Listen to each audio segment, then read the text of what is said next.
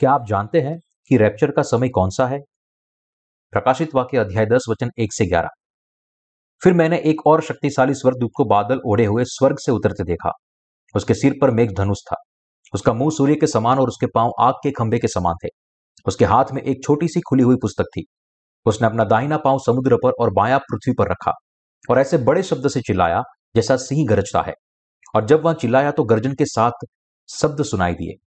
जब सातों गर्जन के शब्द सुनाई दे चुके तो मैं लिखने पर था, पर मैंने स्वर्ग से यह शब्द सुना, जो बातें गर्जन के उन सात शब्दों से सुनी है उन्हें गुप्त रख और मत लिख। जिस स्वर्गदूत को मैंने समुद्र और पृथ्वी पर खड़े देखा था, उसने अपना दाहिना हाथ स्वर्ग की ओर उठाया, और जो युगानुयुग जीवता है, और जिसने स्वर्ग को और जो कुछ उसमें है, और पृथ्वी को और जो कुछ उसमें है, और समुद्र को और जो कुछ उसमें है सृजा, उसकी शपथ खाकर कहा, अब तो और देर न होगी, वरन सातवें स्वर्गदूत के तुरही फूंकने पर होने वाले शब्द के दिनों में परमेश्वर का गुप्त मनोरथ उस सुसमाचार के अनुसार जो उसने अपने दास भविष्यवक्ताओं को दिया पूरा होगा। जिस शब्द को मैंने स्वर्ग से बोलते हुए सुना था, वह फिर मेरे साथ बातें करने लगा। जा, जो स्वर्गदूत समुद्र और पृथ्वी पर खड़ा है उसके हाथ में की खुली हुई पुस्तक को ले ले। मैंने स्वर्गदूत के पास जाकर कहा, यह छोटी पुस्तक मुझे दे। उसने मुझसे कहा, ले इसे खा ले। यह तेरा पेट कड़वा तो करेगी, पर तेरे मुंह में मधु सी मीठी लगेगी। अतः मैं वह छोटी पुस्तक उस स्वर्गदूत के हाथ से लेकर खा गया। वह मेरे मुंह में मधु सी मीठी तो लगी, पर जब मैं उसे खा गया तो मेरा पेट कड़वा हो गया। तब मुझसे यह कहा गया, तुझे बहुत से लोगों और जातियों और भाषाओं और राजाओं के विषय में फिर भविष्यवाणी करनी होगी। विवरण: इस अध्याय का मुख्य आकर्षण वचन 7 में मिलता है। वरन सातवें स्वर्गदूत की तुरही फूंकने पर होने वाले शब्द के दिनों में परमेश्वर का गुप्त मनोरथ उस सुसमाचार के अनुसार जो उसने अपने दास भविष्यवक्ताओं को दिया पूरा होगा। दूसरे शब्दों में रैप्चर इस समय घटित होगा। वचन 1, फिर मैंने एक और शक्तिशाली स्वर्गदूत को बादल ओढ़े हुए स्वर्ग से उतरते देखा। उसके सिर पर मेघ धनुष था।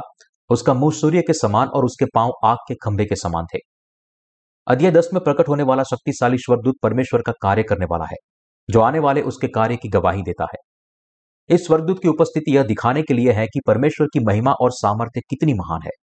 यह दिखाने के लिए भी है कि परमेश्वर इस संसार के समुद्र को नष्ट कर देगा और पवित्र लोगों को स्वर्ग में पुनरुत्थित और रैप्चर करेगा। वचन 2 और 3, उसके हाथ में एक छोटी सी खुली हुई पुस्तक थी। उसने अपना दाहिना पांव समुद्र पर और बायां पांव पृथ्वी पर रखा और ऐसे बड़े शब्द से चिल्लाया जैसा सिंह गरजता है। और जब वह चिल्लाया तो गर्जन के 7 शब्द सुनाई दिए। परमेश्वर सब कुछ अपनी योजना के अनुसार करता है। अंतिम दिन आने पर वह भूमि और समुद्र दोनों को नष्ट कर देगा। दूसरे शब्दों में हमारा प्रभु पहले समुद्र और पहली भूमि को नष्ट कर देगा। यह भाग जैसे परमेश्वर ने योजना बनाई है, वैसे ही सभी चीजों को पूरा करने के लिए परमेश्वर की अदम्य इच्छा और उसके कार्यों की पूर्ति को दर्शाती है। बाइबल में संख्या 7 पूर्णता का अर्थ बताती है। परमेश्वर ने इस संख्या का उपयोग तब किया जब उसने अपनी सभी कार्यों को पूरा करने के बाद विश्राम किया। इसी तरह यह भाग हमें बताता है कि परमेश्वर अंत के समय में बहुतों को उनके विनाश से बचाएगा, लेकिन दूसरी ओर निश्चित रूप से इस दुनिया को नष्ट कर देगा। वचन 4, जब सातों गर्जन के शब्द सुनाई दे चुके तो मैं लिखने पर था, पर मैंने स्वर्ग से यह शब्द सुना, जो बातें गर्जन के उन 7 शब्दों से सुनी है उन्हें गुप्त रख और मत लिख। परमेश्वर ने यूहन्ना को आज्ञा दी कि वह उन 7 गर्जनों को दर्ज न करे, ताकि संतों के रैप्चर को उन लोगों से छिपाया जा सके जिनका उद्धार नहीं हुआ है। कभी कभी परमेश्वर अपने कामों को अविश्वासियों से छुपाता है, क्योंकि वे परमेश्वर के शत्रुओं के रूप में उसके संतों से घृणा करते हैं और उन्हें सताते हैं। नूह के समय में भी जब परमेश्वर ने पानी से दुनिया को नष्ट कर दिया, उसने आने वाली बाढ़ को केवल नूह पर प्रकट किया। अभी भी परमेश्वर पानी और आत्मा के सुसमाचार का संसार भर में प्रचार करता है और स्वर्ग का राज्य उन लोगों को देता है जो इसमें विश्वास करते हैं। लेकिन इनके अलावा जो सच्चा विश्वास रखते हैं, उन्होंने किसी और पर यह प्रकट नहीं किया कि रैप्चर कब आएगा। धर्मी लोगों के लिए परमेश्वर ने अपने राज्य में एक नया संसार बनाया है और वह उनके साथ उसमें रहना चाहता है। वचन 5 और 6, जिस स्वर्गदूत को मैंने समुद्र और पृथ्वी पर खड़े देखा, उसने अपना दाहिना हाथ स्वर्ग की ओर उठाया, और जो युगानुयुग जीवित है, और जिसने स्वर्ग को और जो कुछ उसमें है, और पृथ्वी को और जो कुछ उसमें है, और समुद्र को और जो कुछ उसमें है सृजा, उसी की शपथ खाकर कहा, अब तो और देर न लगेगी। इन सब बातों को परमेश्वर के नाम से शपथ खाई जा सकती है, क्योंकि हर चीज में आखिरी शपथ व्यक्ति अपने नाम से नहीं, लेकिन किसी महान व्यक्ति के नाम से ली जाती है। उसी प्रकार परमेश्वर अंतिम समय के संतों और उन सभी के लिए जो पहले से उनके संत बन चुके हैं अंतिम उत्तरदायी है। यहां शक्तिशाली स्वर्गदूत सर्वशक्तिमान द्वारा शपथ लेता है कि रैप्चर निश्चित रूप से आएगा। यह शपथ हमें बताता है कि परमेश्वर नए स्वर्ग और पृथ्वी का निर्माण करेंगे और इस नई दुनिया में अपने संतों के साथ रहेंगे। यह दर्शाता है कि परमेश्वर नई दुनिया के निर्माण में देर नहीं करता है, लेकिन जल्द ही इसे अपने संतों के लिए पूरा करेगा। वचन 7। वरन 7वें स्वर्गदूत के तुरही फूंकने पर होने वाले शब्द के दिनों में परमेश्वर का गुप्त मनोरथ उस सुसमाचार के अनुसार जो उसने अपने दास भविष्यवक्ताओं को दिया पूरा होगा। यह वचन हमें बताता है कि जब अंतिम क्लेश में 7वीं तुरही बजती है तो सभी संतों का रैप्चर किया जाएगा। इस धरती पर लोगों को सबसे ज्यादा आश्चर्य इस बात का होगा है कि इस संतों का रैप्चर कब होगा। प्रकाशित वाक्य 10 अध्याय 7 हमें बताता है, वरन 7वें स्वर्गदूत के तुरही फूंकने पर होने वाले शब्द के दिनों में परमेश्वर का गुप्त मनोरथ उस सुसमाचार के अनुसार जो उसने अपने दास भविष्यवक्ताओं को दिया पूरा होगा। यह वाक्यांश परमेश्वर का गुप्त मनोरथ उस सुसमाचार को अनुसार जो उसने अपने दास भविष्यवक्ताओं को दिया पूरा होगा का क्या अर्थ है? इसका अर्थ यह है कि जिस प्रकार पानी और आत्मा का सुसमाचार सच्चा सुसमाचार है और जो कोई इसमें विश्वास करता है वह प्रायश्चित और पवित्र आत्मा को अपने हृदय में प्राप्त करता है, उसी प्रकार संतों का रैप्चर भी निश्चित रूप से तब आएगा जब 7वीं तुरही बजेगी। 7 तुरहियों में से छठी विपत्ति समाप्त होने के बाद जब मसीह विरोधी जगत में प्रकट होता है और अपना प्रभुत्व स्थापित करेगा और इसके बाद सबसे जानवर का चिन्ह प्राप्त करने की मांग करेगा, तब संतों को शहीद किया जाएगा। कुछ ही समय बाद जब 7वां स्वर्गदूत अपनी तुरही बजाता है, शहीद और जीवित संत दोनों जिन्होंने अपने विश्वास की रक्षा की थी एक साथ पुनरुत्थित और रैप्चर किए जाएंगे। तब 7 कटोरे की विपत्तियां मनुष्य जाति पर की आखिरी विपत्ति शुरू हो जाएगी। इस समय तक संत पृथ्वी पर नहीं रहेंगे, परंतु उनके रैप्चर के बाद स्वर्ग में प्रभु के साथ होंगे। संतों को पता होना चाहिए कि उनका रैप्चर तब होगा जब 7वां स्वर्गदूत आखिरी तुरही बजाएगा। प्रेरित पौलुस भी हमें पहला थिस्सलुनीकियों अध्याय 4 में बताता है कि प्रभु स्वर्ग से एक प्रधान दूत की तुरही के साथ उतरेगा। बहुत से मसीही सोचते हैं कि रैप्चर होने पर प्रभु इस धरती पर अवतरित होंगे, लेकिन ऐसा नहीं है। जब रैप्चर होता है तो हमारा प्रभु इस धरती पर नहीं बल्कि हवा में आएगा। दूसरे शब्दों में वह संतों को ऊपर उठाएगा और उन्हें हवा में ग्रहण करके रैप्चर को पूरा करता है।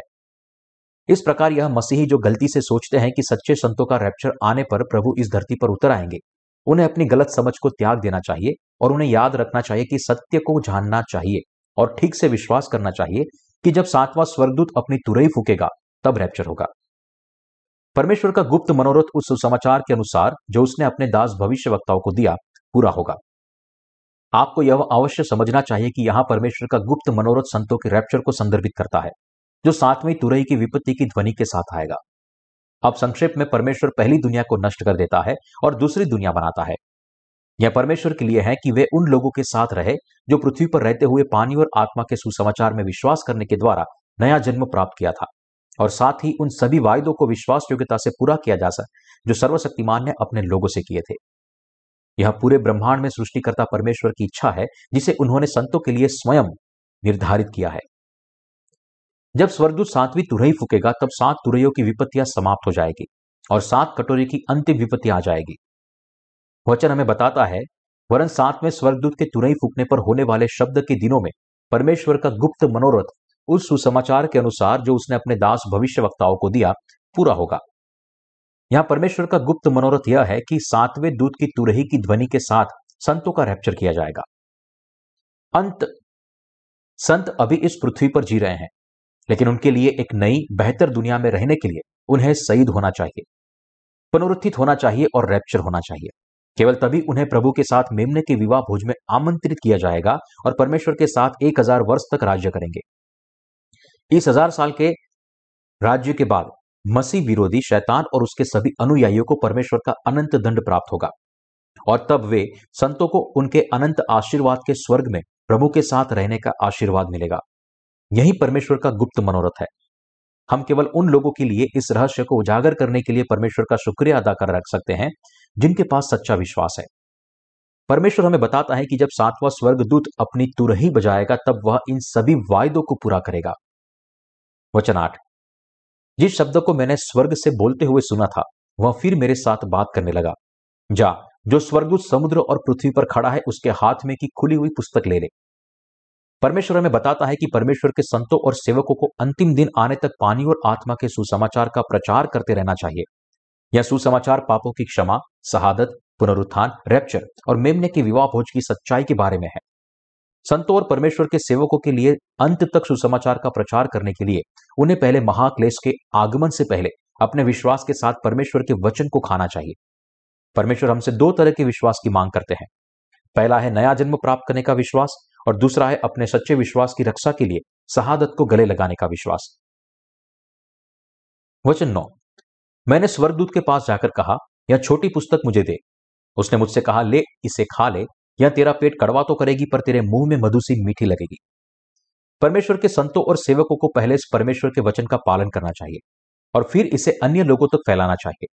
यह वचन हमें सिखाता है कि यद्यपि परमेश्वर के वचन में विश्वास करने वाले के हृदय मधुर होते हैं, फिर भी खोई हुई आत्माओं को विश्वास के इस वचन का प्रचार करना बलिदान के साथ इतना आसान काम नहीं है। यही परमेश्वर यहां हमें दिखाता है। वचन 10। अतः मैं वह छोटी पुस्तक उस स्वर्गदूत के हाथ से लेकर खा गया। वह मेरे मुंह में मधु सी मीठी तो लगी, पर जब मैं उसे खा गया तो वह मेरे पेट में कड़वा हो गया। जब यूहन्ना ने विश्वास से परमेश्वर का वचन खाया तो उसका हृदय आनंद से भर गया, परंतु जो लोग सत्य पर विश्वास नहीं करते उन्हें परमेश्वर के वचन द्वारा प्रमाणित सत्य का प्रचार करने में यूहन्ना को कई कठिनाइयों का सामना करना पड़ा। वचन 11। तब मुझसे यह कहा गया, तुझे बहुत से लोगों और जातियों और भाषाओं और राजाओं के विषय में फिर भविष्यवाणी करनी होगी। संतों को फिर से सभी को भविष्यवाणी करनी चाहिए कि पानी और आत्मा के सुसमाचार के माध्यम से परमेश्वर की आशीष आती है। उन्हें फिर से भविष्यवाणी करनी चाहिए कि अंत के समय में इस दुनिया के लिए हमारे प्रभु का उद्देश्य है कि हर कोई पानी और आत्मा के सुसमाचार में विश्वास करके परमेश्वर की आशीषें प्राप्त करे। परमेश्वर ने यूहन्ना को भविष्यवाणी करने की जो आज्ञा दी वह सत्य के वचन का प्रचार करना है कि एक नया संसार जल्दी ही आ रहा है जो परमेश्वर के द्वारा लाया जाता है, और यह है कि जो कोई उसमें प्रवेश करना चाहता है उसे पानी और आत्मा के सुसमाचार में विश्वास करके धर्मी ठहराया जाना चाहिए। इस काम के लिए संतों और परमेश्वर के सेवकों को शुरू से ही परमेश्वर के वचन का फिर से प्रचार करना चाहिए, ताकि इस दुनिया में हर किसी को विश्वास हो जो उन्हें हमारे प्रभु के राज्य में प्रवेश करने और वहां रहने की अनुमति देगा।